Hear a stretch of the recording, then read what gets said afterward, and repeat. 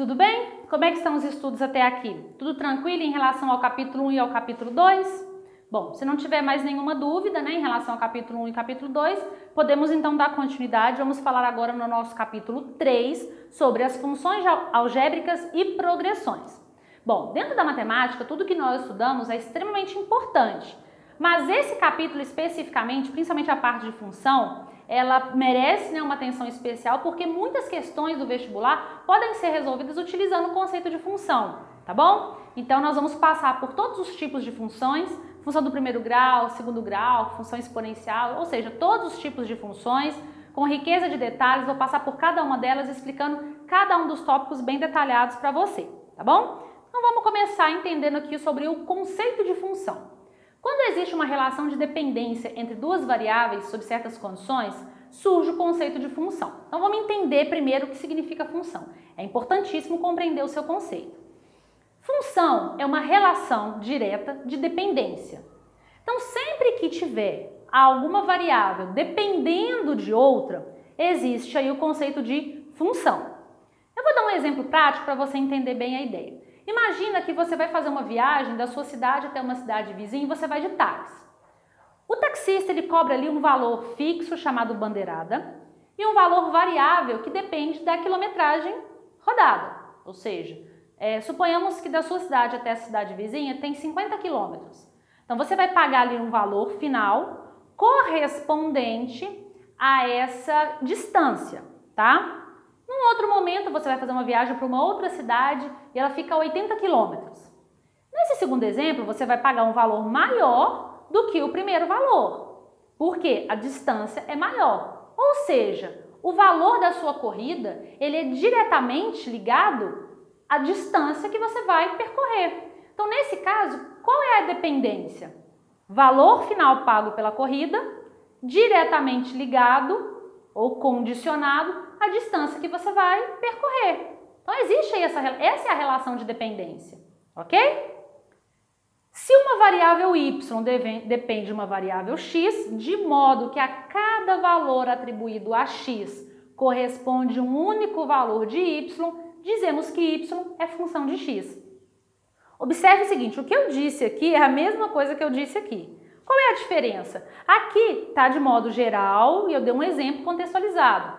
Aqui eu estou utilizando letras, símbolos para representar essa relação de dependência, ok? Então aqui no caso, x é a minha variável, y é a minha variável, é a minha dependente, né? É o que depende. Então y é o que depende de x. X é a minha variável e y ele depende dessa variável x, ou seja, o seu resultado está vinculado ao valor de x. Tudo bem? Então, ótimo. Vamos continuar. Funções reais e gráficos cartesianos. Chama-se função real toda função em que as variáveis assumem valores no conjunto R dos números reais ou em um subconjunto não vazio de R. O que acontece?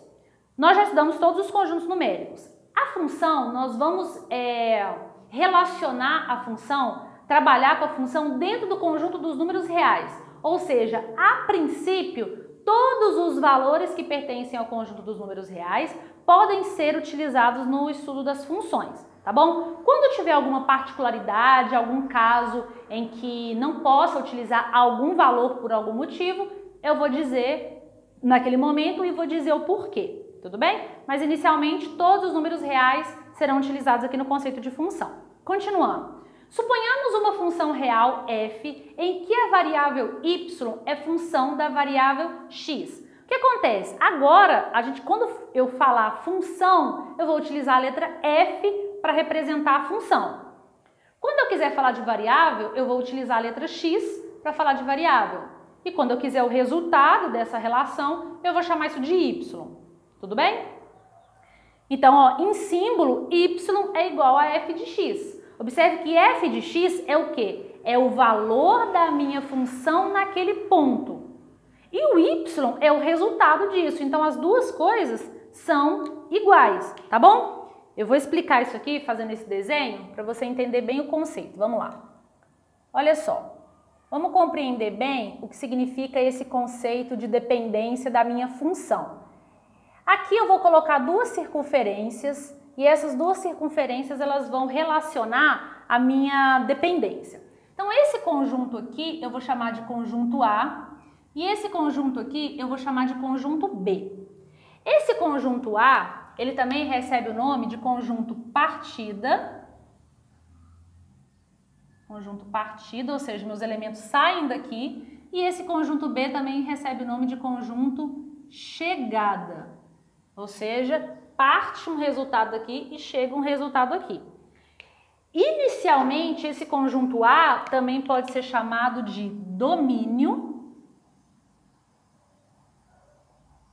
E esse conjunto B pode ser chamado de contradomínio.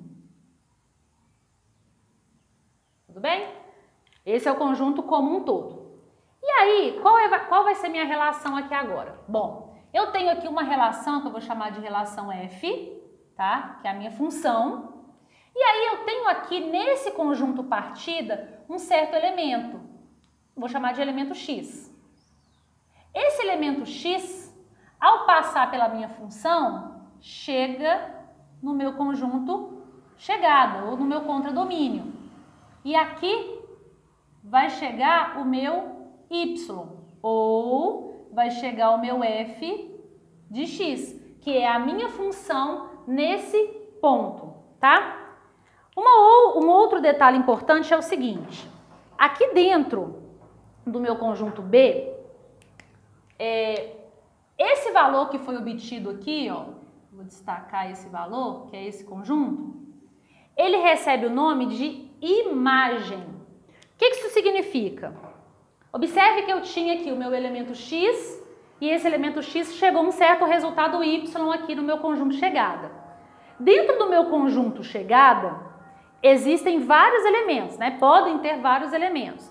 Só que esse elemento específico, ele é a imagem desse X que saiu daqui, ok? Então, essa relação de dependência é importante. O Y, ele é a imagem, ele é o resultado do meu X quando passa pelo meu processo de função, tudo bem? Então, por exemplo, isso aqui é a distância que você percorreu de uma cidade a outra e isso aqui é o valor da corrida que você pagou no final. Ok? Então, ó, partida, chegada e também domínio e contradomínio pode ter essa relação.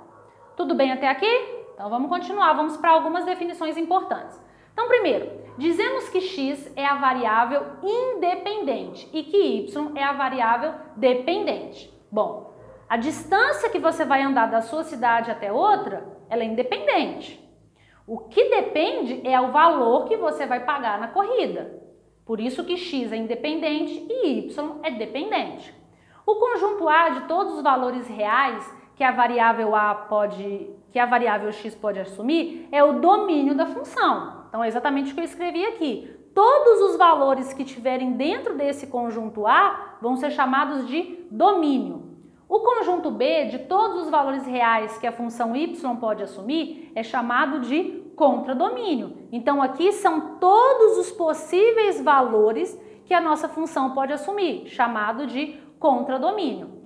Se a função f tem domínio A e contradomínio B, dizemos que f é uma função de A em B e a gente escreve dessa forma. Então essa relação aqui eu posso simplesmente escrever da seguinte forma: f ela é uma relação de A para B, para mostrar que ela está saindo desse conjunto e chegando nesse conjunto, ok? Mais algumas definições. Se a função f associa a um dado elemento A, pertencente ao conjunto A, um elemento B pertencente ao conjunto B, dizemos que B é a imagem de A pela função f.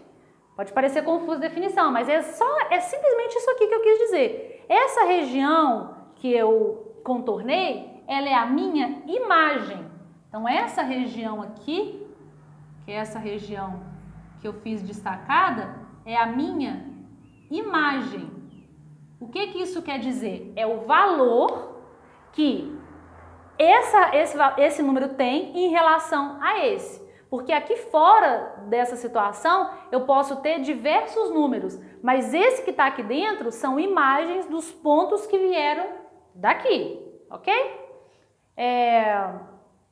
O conjunto de todas as imagens da função é o seu conjunto imagem e ele é um subconjunto do contradomínio. A gente já estudou a ideia de subconjunto. Observa que essa parte aqui em laranja, ela é menor do que a minha circunferência B, então ela é uma parte de B, por isso que é um subconjunto. E, para finalizar essa parte, a toda função real de variável real f está associada a um gráfico cartesiano. Ele é formado por todos os pares ordenados AB, tais que f de A é igual a B, sendo A pertencente ao domínio de f. O que eu quero dizer com isso?